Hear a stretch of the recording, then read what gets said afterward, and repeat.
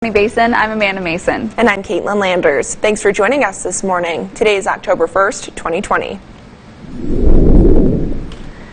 With peaceful protests and riots breaking out across the country, many disagree on what's right or wrong for the United States right now.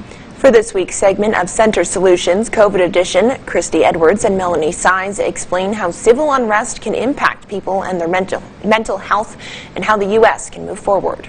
A lot of highly charged conversations going on, especially online, and this affects people greatly. It gives us a chance to continue to think about it. It can prevent people from sleeping because this is going on in our minds constantly. So it's a really important conversation to talk about how all of our highly charged conversations are affecting our mental health.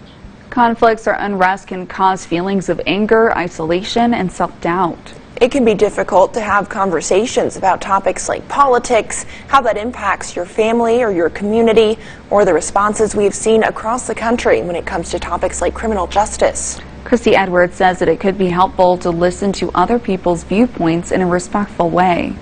What we're trying to kind of promote in the mental health community is how do we create a safe and welcoming conversation, that people can have across all, religious backgrounds, ethnic backgrounds, that would allow for everyone to have a voice, that would challenge others in a positive way, not like in a, demeaning way or a put down way.